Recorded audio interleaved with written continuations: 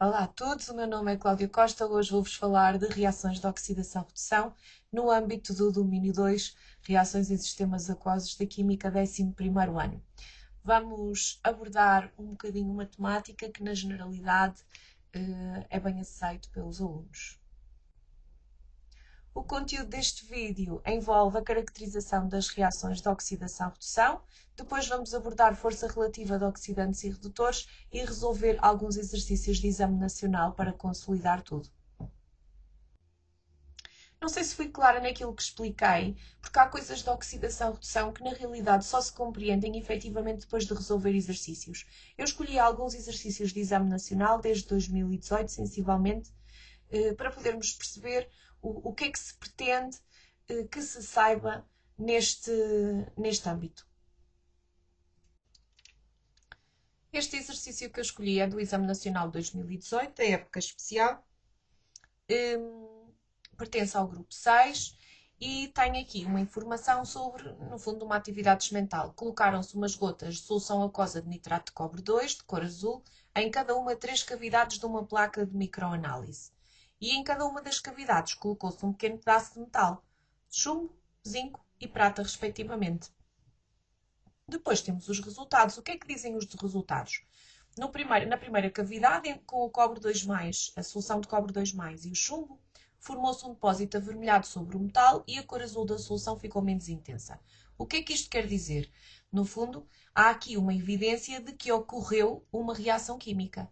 Portanto, aqui há reação. Vou pôr reação aqui como RX. Vamos ver a segunda cavidade, entre o zinco e a solução de cobre 2+. Formou-se um depósito avermelhado sobre o metal e a cor azul ficou menos intensa. Então também há reação. O que é que diz a última cavidade entre a prata e o cobre 2+? Não se observou qualquer alteração. Isto significa que não ocorreu nenhuma reação aqui. Então, estes resultados o que é que permitem concluir? O que eu quero saber é quem é que tem maior poder redutor ou quem é que tem maior poder oxidante. Basicamente é isto que está nas opções. O que é que eu tenho que perceber? Se houve reação, portanto, neste caso entre o chumbo e o cobre 2+, é porque, portanto, vamos pôr aqui assim, 1, 2, 3 para distribuir as ideias. Na situação 1, se há reação, é porque o chumbo sólido reagiu com o cobre 2+, em solução aquosa e originou o quê? Chumbo 2+, aquoso, e cobre sólido. Vou pôr o sólido aqui no fundo que não me coube. Então, basicamente, eu tenho uma reação a acontecer aqui, cujo número de oxidação do chumbo aumenta. E se aumenta, é porque o chumbo oxidou. E se ele oxidou, é a espécie oxidada e também o redutor mais forte. Então, o Pb tem maior poder redutor e eu tenho que perceber do que quem. Ele tem maior poder redutor do que o outro redutor que está envolvido nesta equação.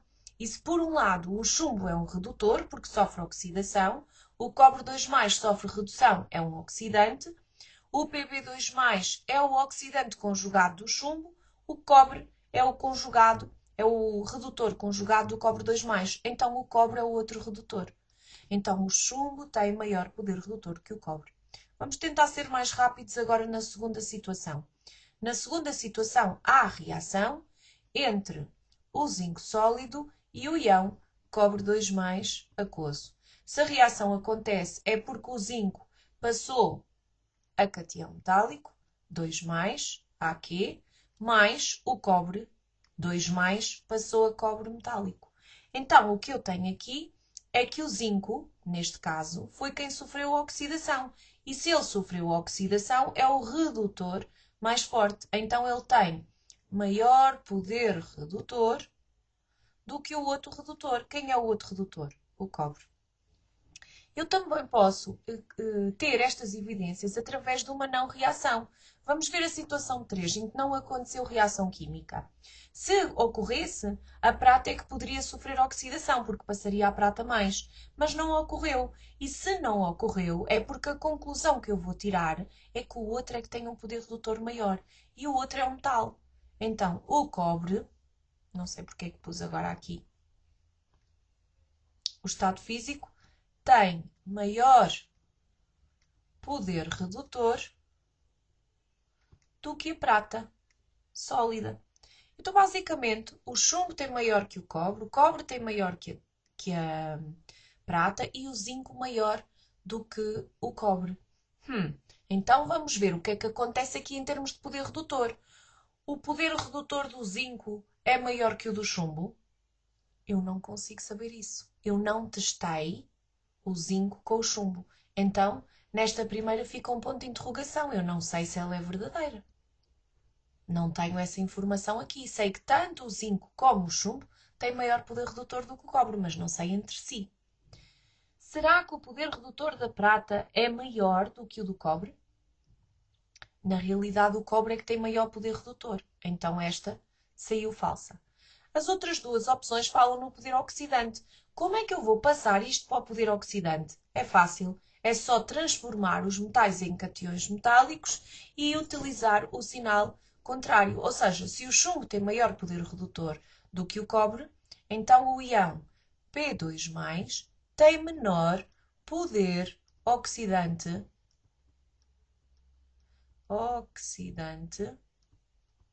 que o cobre 2+. Vamos à segunda. Se o zinco tem maior poder redutor do que o cobre, é porque o zinco 2+, tem menor poder oxidante do que o cobre 2+. E a última. O cobre é quem tem maior poder redutor do que a prata. Então, o cobre 2+, tem menor poder oxidante do que o cátion Ag+. E agora, quais são as opções? O poder oxidante do cobre 2+, é maior do que o chumbo 2+. Realmente é verdade. Se o chumbo tem menor, o cobre 2+, tem maior. Então, em princípio, eu encontrei a minha proposição verdadeira. Vamos excluir a última. O poder oxidante do zinco 2+, é maior do que a da prata. Não posso saber, eu não fiz este teste. Portanto, volto a ter aqui um ponto de interrogação.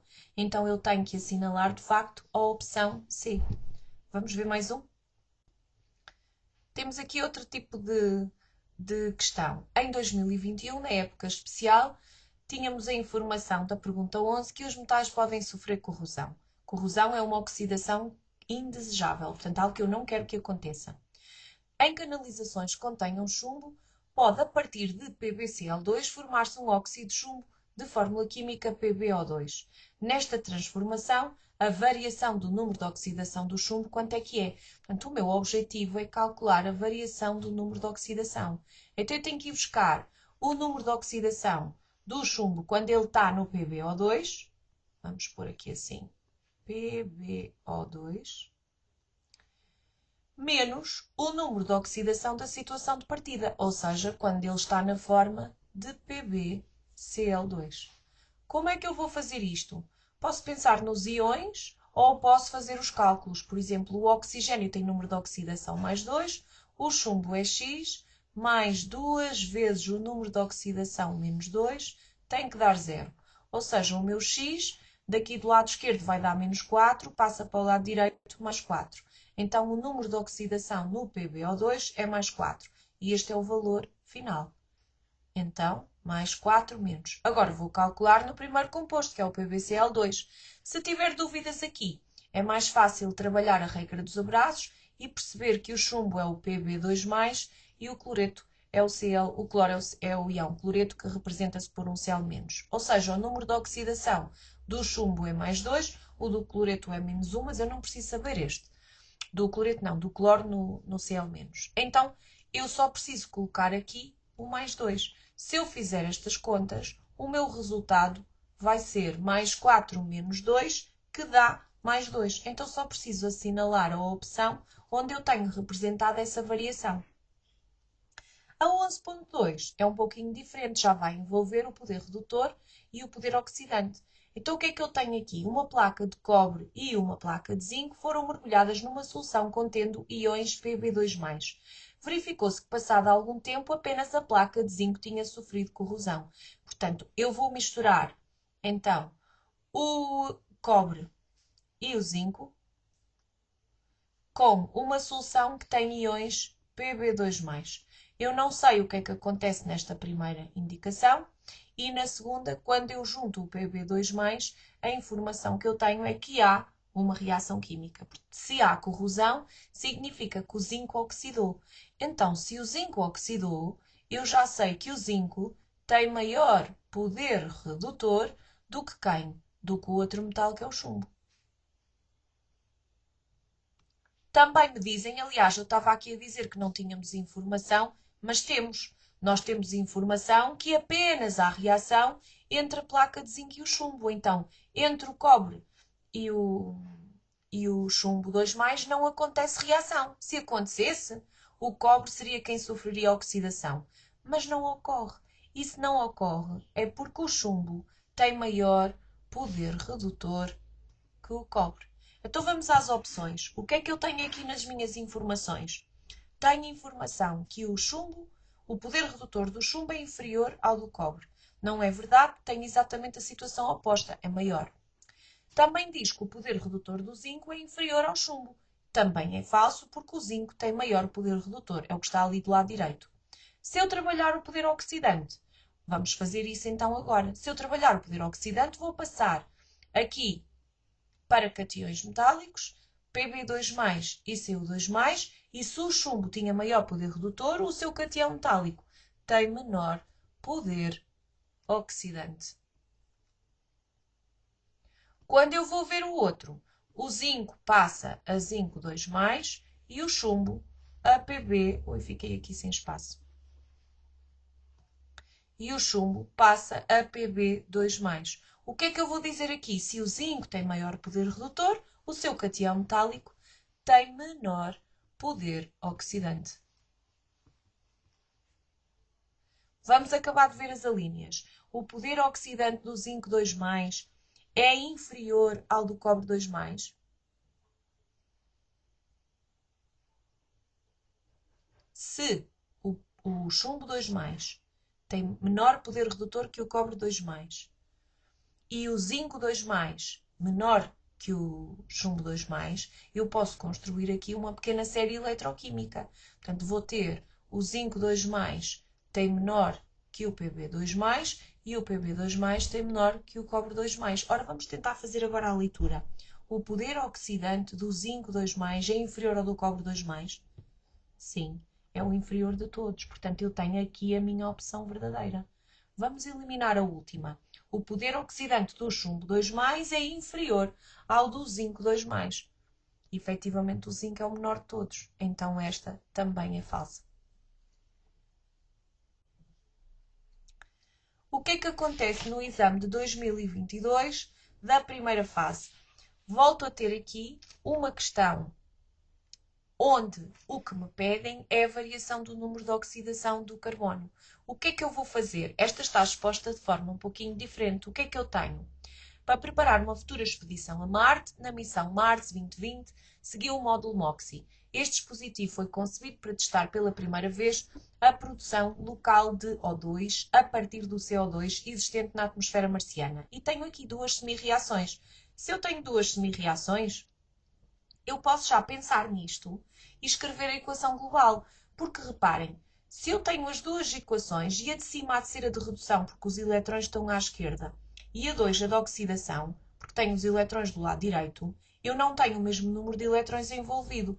Mas se eu aplicar aqui o mínimo múltiplo comum, que é multiplicar por 2 para ter 4 eletrões nas duas, eu consigo escrever a equação global. Isto vai dar qualquer coisa como 2CO2 mais 4 eletrões mais 2O2-, seta, vou voltar à equação de cima, 2CO mais 2O2-, e agora a de baixo, mais 4 eletrões mais O2. E eu posso simplificar esta equação. Os 2O2- posso cortar e posso fazer o mesmo com os 4 eletrões, simplificando esta expressão. Portanto, a minha equação ficou 2CO2, seta, 2CO mais O2. Tenho reação acertada.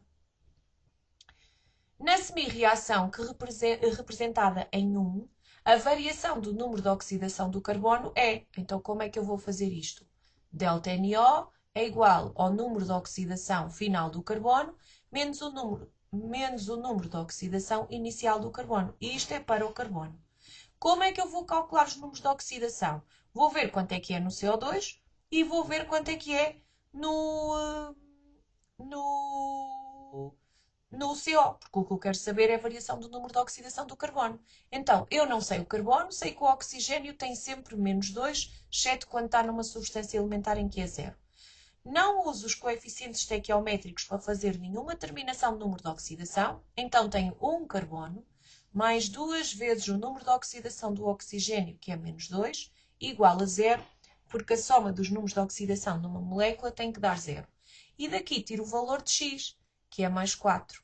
Então, o número de oxidação do carbono no início é mais 4. Preciso saber no fim. No fim é fácil. Se eu tenho aqui o CO, o meu carbono é x, mais o menos 2 do oxigênio que lá está, é zero. Então, o x vai dar mais 2.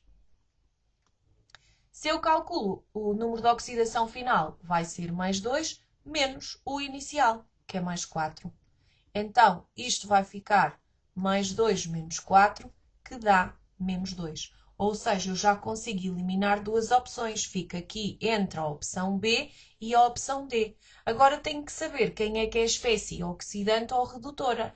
Então, reparem lá o que é que aconteceu ao carbono da esquerda para a direita. O número de oxidação não diminuiu. Então, se diminuiu, é porque o que eu tenho aqui é uma redução.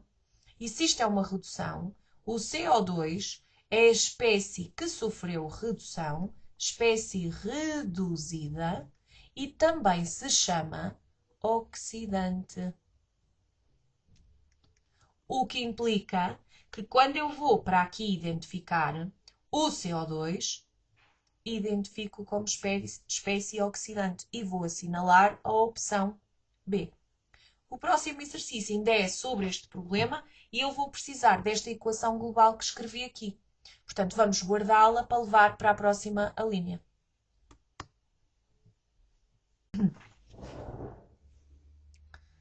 Este exercício é relativamente famoso, também causa alguns dissabores nos alunos, mas a primeira coisa, como eu disse há pouco, é conseguirmos perceber que há uma reação química que podemos completar e que nos vai facilitar o trabalho. Atenção, que o facto de eu perceber que são duas semi-reações e me permitir escrever uma equação global não me impede de resolver o problema com as duas equações. Tenho é que usar ambas, primeiro uma e depois a outra. Se eu trabalhar com a global, dá-me aqui algum benefício. Como eu mostrei há pouco como é que fica a equação global, vou só copiá-la para aqui. 2CO2 origina 2COs mais 1O2. Estes dois estão a sair um bocadinho feios, vou só corrigi-los aqui no instante. 2CO e 1O2. Ok, então por onde é que eu vou começar? O que é que eu tenho aqui? Portanto, a primeira fase é exatamente a mesma coisa que eu já tinha apresentado na linha anterior. E agora queremos saber o número de módulos MOXIE necessários para produzir 1000 kg de O2 em 365 dias. Eu quero então obter esta massa de O2 em 365 dias. Como o MOXIE consegue retirar por hora 16,70 gramas de CO2 da atmosfera marciana e a transformação de CO2 em O2 tem um rendimento de 50%. Admita que a duração de um dia em Marte é aproximadamente igual à de um dia terrestre. Apresente todos os cálculos efetuados. Eu se calhar começaria por trabalhar aqui o que é que faz um MOXIE, embora eu possa fazer este exercício de várias formas diferentes. Portanto, se eu pensar só no objetivo de um MOXIE, o MOXIE vai então retirar 16,70 gramas de CO2, 16,70 gramas por hora, ok? Isto em apenas uma hora. O meu objetivo é chegar a 365 dias. Portanto, se calhar eu começaria por transformar isto em N para poder trabalhar a estequiometria, mas se eu usar a massa, vou obter aqui da mesma maneira. Posso usar a estequiometria depois completando. Portanto, no fundo, se eu quiser em 365 dias, um MOXIE vai ter uma massa de 365 dias vezes 24 horas vezes aquele 1670 gramas. Se eu fizer este cálculo, 1670 vezes 24 vezes 365 dias, vai-me dar 1,463 vezes 10 elevado a 5 gramas. Ok, posso deixar isto assim e agora vou trabalhar o resto. Se eu quero obter 1000 kg de O2, esta é a massa obtida, tem um rendimento de 50%, se calhar começo por aí. O rendimento é a massa obtida sobre a massa prevista vezes 100. Se eu fizer aqui a substituição,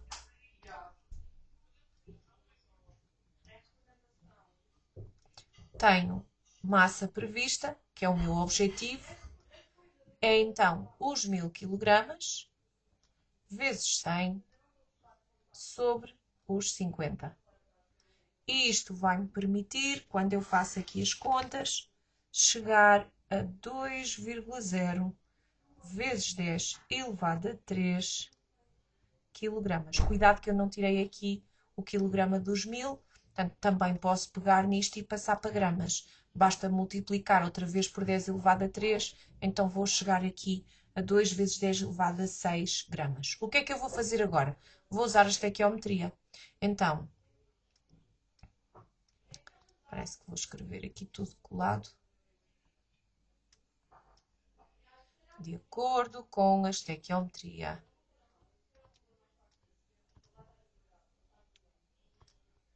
Da reação e vou identificá-la. Eu quero relacionar o CO2, porque esta massa que eu tenho aqui para o MOXIE é do CO2. E a que eu estou a trabalhar aqui no rendimento é do produto. Isto é para o O2, não misturar, por favor. Então, eu vou relacionar o CO2 com o O2. E a proporção na minha reação é de 2 para 1. Então, vou dizer isso mesmo, 2 para 1.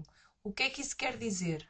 Que o N do CO2 é o dobro do N do O2. E a partir daqui eu já posso trabalhar. Se o meu objetivo é chegar à massa de CO2, posso pôr aqui a massa de CO2 a dividir pela sua massa molar, vai ser igual a 2 vezes o N de O2. Mas espera aí que eu tenho aqui a massa de O2. Isto é de O2, mas não há problema. Isto é a massa de O2 a dividir pela massa molar de O2. Vou precisar aqui de duas informações, a massa molar do O2 e a massa molar do CO2. Se fizer isso aqui em cálculo auxiliar, a massa molecular relativa do CO2, AR do carbono, mais 2 vezes o AR do oxigênio, vou ter aqui 12,01 mais 2 vezes o 16, isto vai-me dar 44,01. Ou seja, a massa molar do CO2 tem o mesmo valor, mas em grama por mol. Se eu quiser fazer o mesmo para a massa molar do O2, mR do O2, 2 vezes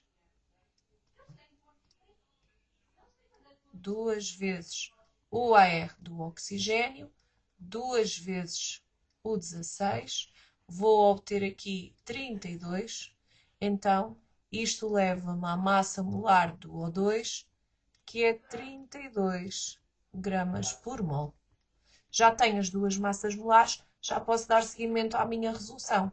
Eu quero a massa do CO2, vai ser igual então 2 vezes a massa do O2, que é aquele 2 vezes 10 elevado a 6, a dividir pela massa molar, os 32, vezes a massa molar do CO2, que é 44,01.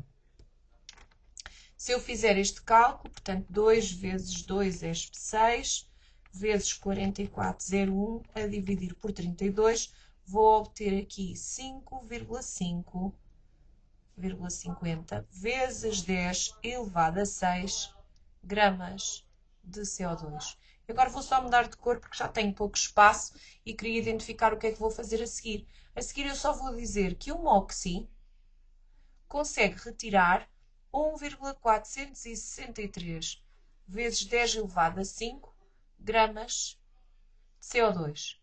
Quantos MOXIEs é que eu preciso para tirar 550 vezes 10 elevado a 6 gramas de CO2? E vou determinar este valor. Portanto, 550 vezes 10 elevado a 6 a dividir por 1,463 vezes 10 elevado a 5. E quanto é que isto vai dar? Só um instante para eu pôr aqui tudo na calculadora. Vou obter 37,6 MOXIEs, mas como eu não posso ter uma parcela, parte apenas do MOXIE, eu tenho que arredondar isto por excesso. Portanto, eu vou precisar de 38 MOXIEs para cumprir a minha função. Está aqui a resposta. Portanto, na realidade, apenas 38 MOXIEs é que vão cumprir esta função. Imaginem que este resultado me dava 37,1. Eu iria continuar a precisar de 38 MOXIEs, porque 37 não cumprem a função.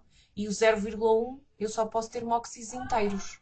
Então tinha que ser obrigatoriamente um arredondamento por excesso nestas circunstâncias. O Exame Nacional 2023 da primeira fase teve aqui um exercício um pouco mais criativo, porque é um exercício de interpretação. O que é que diz? Que o aço é formado essencialmente por ferro e carbono e para melhorar algumas das propriedades do aço, como é o caso da resistência à corrosão ou ao calor, podem adicionar-se outros elementos. Adicionando-se o cromo, obtém-se uma liga muito resistente à corrosão atmosférica. Este aço, em contacto com o dioxigênio, com o O2 presente no ar, forma uma película sólida, protetora, não porosa e impermeável, maioritariamente de trióxido de dicromo, o CR2O3. Mesmo perante um dano na superfície do aço, a película de CR2O3 autorrepara-se. Este comportamento dinâmico de autorreparação está esquematizado na figura 3. A figura 3 está aqui em baixo, já vou mostrar qual é que é a pergunta, só quero que vocês façam a análise. Portanto, estas pintinhas a vermelho correspondem às moléculas de O2 presentes no ar, que em contacto então com o nosso aço formam aqui uma película. Se eu fizer um rombo nesta película, pode ser, por exemplo, uma lixadela, tiro-lhe ali um pedacinho, eu vou voltar a expor o aço. E ao expor o aço, uma vez que ele tem cromo, o cromo volta a formar o CR2O3. Portanto, tenho aqui um dano na película e reparem que a imagem seguinte tem a autorreparação da própria película. Portanto, basicamente, quando eu tenho contacto com o O2, o cromo presente no aço forma esta película que vai proteger e impedir que continue a haver a corrosão do ferro que está no aço. O que é que está na pergunta? Explica a resistência à corrosão atmosférica deste aço e na sua resposta tem aqui duas instruções. Apresenta a razão pela qual a película torna o aço resistente à corrosão e fundamenta o processo de autorreparação da película comparando o poder redutor do ferro com o do cromo. Como é que eu vou fazer isto? Então, a primeira coisa que eu tenho que perceber é o que é que está a acontecer. E, basicamente, a razão pela qual a película torna o aço resistente à corrosão é qual? É que essa película vai formar uma camada que adere à superfície, impedindo o contacto dessa superfície de aço com o O2 da atmosfera. E então, se não há contacto, não pode ocorrer oxidação. Esta é a primeira coisa que eu vou dizer. Portanto, a película... Oi, desculpem lá. A película de CR2O3 dificulta ou dificulta o contacto do O2 com os metais da nossa liga, basicamente o ferro. Da liga metálica. Evitando que esta oxide, oxide. Ou seja, torna o aço resistente à corrosão. Primeiro tópico já está. Agora vamos à fundamentação. Como é que eu vou fundamentar comparando o poder redutor do ferro com o do cromo? Quem é que está aqui a sofrer corrosão ou oxidação? Na realidade é o cromo, que está a dar origem a este Cr2O3. Então, se ele oxida preferencialmente, é porque é ele quem tem maior poder redutor. E é isso que eu vou dizer. Como o cromo, vou só escrever Cr, se oxida preferencialmente, o que é preferencialmente? Ele acaba por oxidar primeiro,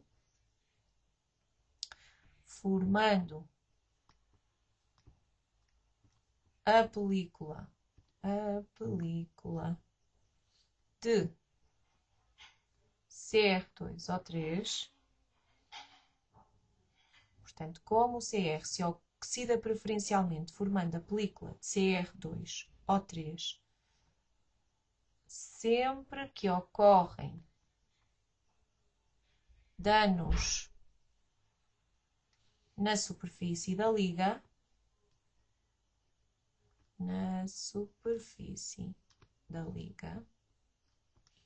então o cromo tem maior poder redutor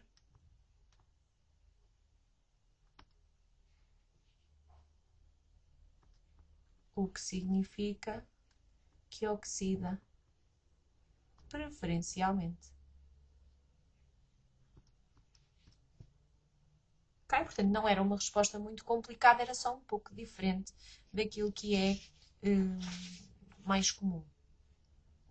O que é que aconteceu no exame 2023 na época especial? O exame 2023 da época especial também tem aqui uma linha de oxidação-redução, que não sendo complexa é um pouco diferente. Vai-nos falar do primeiro dispositivo prático para a detecção de álcool no organismo humano. Ele ficou conhecido pelo teste do balão. Não sei se vocês o identificam, na minha adolescência falava-se muito nele, presumo que tenha sido novidade nessa altura, que diz que a presença do álcool, o CH3, CH2 ou H, no ar expirado era detectada por uma alteração da cor. Essa alteração de cor era devido a uma reação que está traduzida aqui por uma equação. A presença do Cr2O7 2- numa solução ácida, juntamente com o álcool, que está aqui, dava origem ao cromo 3+, que apresenta uma cor verde. A solução inicial tinha uma cor alaranjada. Tenho aqui outros produtos, mas o objetivo é perceber a mudança de cor, passaria de laranja para verde. O que é a pergunta? Na presença do álcool, do CH3, CH2 ou H, que cor é que eu iria observar? Se o álcool existir, a reação vai acontecer. E se a reação vai acontecer, vai formar cromo 3+. Então ela vai apresentar a cor verde. Eu já consigo eliminar aqui duas opções. E quero saber se o Cr2O7 2- é a espécie redutora ou oxidante. Como é que eu sei isso? Pela terminação dos números de oxidação. Nos produtos é fácil, porque o cromo 3+ é um íon monoatómico, então o seu número de oxidação é igual a +3. No lado dos reagentes, o Cr2O7 2-, eu vou ter que determinar. Eu não sei o número de oxidação do cromo, mas sei que tenho aqui dois átomos, então 2x, mais 7 vezes o número de oxidação do oxigênio, que é -2, vai ser igual à carga do íon poliatómico, precisamente por isto não ser uma molécula. Sendo um íon poliatómico, um conjunto de átomos com carga elétrica, a soma dos números de oxidação de todos os átomos vai ser igual à carga. Então posso determinar este valor, 2x é igual, só corrigir aqui este equivalente que me saiu mal, 2x é igual a -2 mais 14, de onde o valor de x vai ser igual a +12 sobre 2, que me vai dar +6. Então eu já sei que do lado dos reagentes tem número de oxidação +6. Ora, reparem no que é que está a acontecer aqui. Se o número de oxidação diminuiu, é porque isto é uma redução. E se isto é uma redução, Então, o Cr2O7 corresponde à espécie reduzida, porque sofreu redução, mas também pode ser designado por oxidante. E agora eu já vou chegar à minha resposta correta, será a D. O Cr2O7 é a espécie oxidante, porque sofre redução. Os exames mais próximos, tenho aqui 2024, segunda fase. Coloquei apenas uma linha aqui, é o último exercício que vou resolver. Diz que na Terra a superfície refletora de alumínio nos espelhos é protegida por um vidro que impede o contacto do metal com o ar, evitando a sua deterioração. Tenho aqui a reação do alumínio com o O2 do ar, traduzida numa equação, e quero saber se o alumínio é o redutor ou o oxidante e o que é que acontece ao seu número de oxidação. Então o que eu vou fazer é determinar. O alumínio está sozinho, está no estado livre, então tem número de oxidação 0 do lado esquerdo. Do lado direito, eu sei que o oxigênio, como está combinado, tem número de oxidação menos 2. Então eu vou determinar. Al2O3, não sai o alumínio, 2x, mais 3 vezes o menos 2 do oxigênio, só acabar aqui, menos 2, vai ser igual a 0, porque este é um composto sem carga elétrica.